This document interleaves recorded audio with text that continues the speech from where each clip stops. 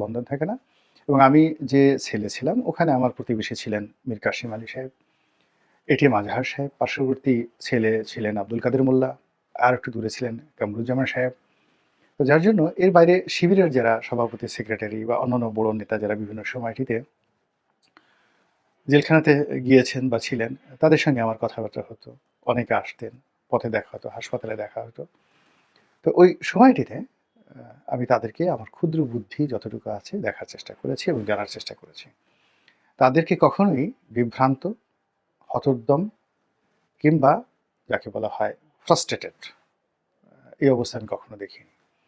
তারা একটা সুন্দর এবং উজ্জ্বল ভবিষ্যতের কথা সবসময় চিন্তা করেছে এবং তাদের চোখে মুখে সবসময় একটা বিজয়ের যাকে বলা হয় আলো তাদের মধ্যে ছিল।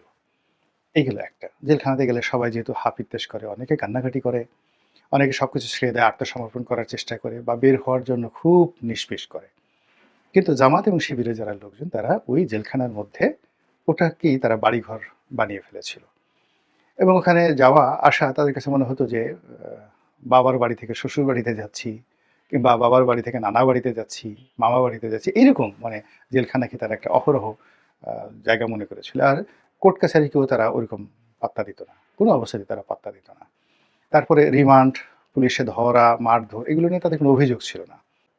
তাদের যে গঠন এবং বেড়ে ওঠা, তার সঙ্গে সঙ্গে তাদের যে সাহস, এবং ওই সময়টিতে অর্থাৎ গত 25-30 বছরে দল অর্থাৎ জামাত এবং শিবির তাদেরকে এবং তাদের পরিবারকে যে প্রোটেকশন দিয়েছে, এই প্রোটেকশন দেওয়ার পর তাদের যে আত্মবিশ্বাস, বেঁচে থাকার আত্মবিশ্বাস এবং মরে যাওয়ার আত্মবিশ্বাস, এই সমপর্যায়ের শক্তি বিএনপিরও নেই, আওয়ামী লীগেরও নেই।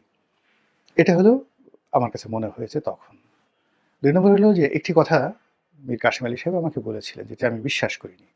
কিন্তু এখন বাস্তব অবস্থার মনে হচ্ছে যে আমার এই 2013 সন্ধে যদি আমি কথাটা বিশ্বাস করতাম, তাহলে আমার জন্য অনেক ভালো হতো।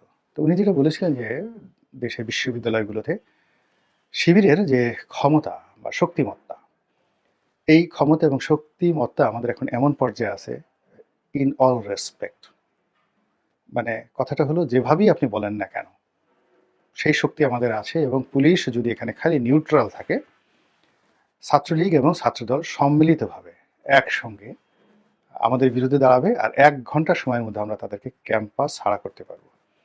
আপনারা যারা মীর কাসেম আলী সাহেবকে জানেন, চিনেন, তিনি খুবই গুরুগম্ভীর এবং খুবই অ্যাম্বিশাস প্রকৃতির, লেখাপড়া জানা মানুষ ছিলেন, প্রচণ্ড ধীর শক্তি সম্পন্ন একজন মানুষ ছিলেন। তো তার এই বক্তব্য অন্য কোনো সাধারণ বক্তব্য নয়। বা ধরুন আমার সাথে একসময় শাব্দুল হান্নান সাহেবের সঙ্গে খুব ভালো সম্পর্ক ছিল। তো তারা ইন্টেলেকচুয়াল এবং ফাইন্যান্সিয়াল সেক্টরে যেভাবে কাজ করেছে, কি করে এই দলটির অর্থনৈতিক ভিত্তি দাঁড় করানো যায়, কি করে যাকে বলা হয় তাদের মনোমস্তিষ্কে যে জামাতবাদ বা শিবিরবাদ, সে গত 25 এবং 30 বছর ধরে কাজ করেছে। কোন বইটি পড়তে হবে, কোন বইটি পড়তে হবে না, কোন মানুষকে ভালোবাসতে হবে এবং কোন মানুষকে ঘৃণা করতে হবে, কার সঙ্গে ফাইটে যেতে হবে এবং কার সঙ্গে কখন ফাইট করা যাবে না। এখন 30 বছর ধরে বা 25 বছর ধরে তাদেরকে এই প্রশিক্ষণ দেওয়া হয়েছে এবং এই প্রশিক্ষণ দেওয়ার ফলে কি হলো, আগস্ট মাসের 5 তারিখে যখন একটা বিপ্লব হলো, এই বিপ্লবের সময় সবাই লেফট রাইট ভুলে গিয়েছিল, সবাই বিভ্রান্ত হয়ে পড়েছিল, সবাই খুশিতে আনন্দে আত্মহারা হয়ে পড়েছিল। আর যারা স্থির ছিল, একেবারে স্থির ছিল এবং তাদের জন্য যতটুকু প্রয়োজন সেই সিদ্ধান্ত যারা নিতে পেরেছিল, তারা হলো জামায়াত ইসলামী এবং ইসলামী ছাত্র শিবির। ফলে যেটি হলো যে যে যার মতো করে অনেক কিছু দখল করেছে, কিন্তু জামাত শিবির তাদের যা প্রয়োজন, যতটুকু প্রয়োজন, সেই জায়গাগুলো তারা দখল করে নিয়েছে।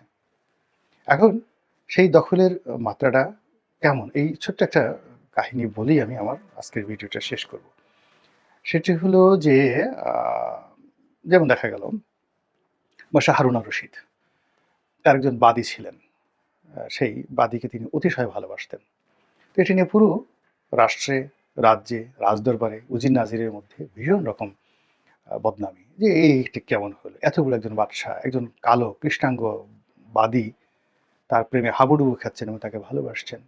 তো বাদশাহ খুব বিচক্ষণ ছিলেন, তিনি বুঝতে পারলেন, তিনি একদিন সবাইকে ডাকলেন তো বললেন যে, "এই রুমে যা কিছু আছে আপনাদের জন্য আমি উপহার হিসেবে হাজির করেছি।" সুন্দর, সুন্দর হীরা, মণি, মুক্তা, জহরত থেকে শুরু করে টাকা-পয়সা, সোনা-দানা সব দিয়ে তিনি ওই রুম ভরে ফেলেছেন। তো আপনারা আমার মেহমান হিসেবে খাওয়া-দাওয়া করেছেন। বোঝার চেষ্টা করুন পুরো ক্যাবিনেট, তার উজির-নাজির সবাই ১০০ বা ১৫০ লোককে তিনি দাওয়াত করেছেন। তো আপনারা যে যার মতো করে যার যেটা পছন্দ নিয়ে নেন। ১ মিনিটের মধ্যে হুড়োহুড়ি করে এ ওকে ধাক্কা দিয়ে যে যেটা পারছে সেটা টেনে নিয়ে গেল। সবাই শেষ, দাসী স্থির হয়ে দাঁড়িয়ে আছে এবং সবার যখন হুঁশ হলো তখন দেখলো যে দাসী বাদশার মাথায় হাত দিয়ে আছে। সবাই জিজ্ঞেস করলো, "দাসী তুমি কিছু নিলে না?" বলে যে, "না, এখানে এই রুমের মধ্যে সবচেয়ে দামি যে বিষয়টি বা দামি যে বস্তুটি এটি আমি এই মাথায় হাত দিয়ে রেখেছি। আমার এটিই দরকার। এর বাইরে অন্য কোনো কিছু দরকার নেই।" তো আক্কেলমন্দ কে লিয়ে ইশারায় কাফি হ্যায়। দেশের এই যে রাজনীতি, চলমান রাজনীতি, অব্যবস্থা, সেখানে ঐরকম বাদশা হারুন আর রশিদের মাথার মতো যে মাথাগুলো খুবই গুরুত্বপূর্ণ সেই জায়গাগুলোতে জামাত এবং শিবির চমৎকারভাবে পৌঁছে গিয়েছে। এখন এই অবস্থাতে যদি ছাত্রদলের সঙ্গে শিবিরের যেকোনো সংঘাত হয়, ছাত্রলীগের সঙ্গে হয়, সেটা তারা কিভাবে মোকাবেলা করবে এটা নিয়ে তারাই ভাবুক।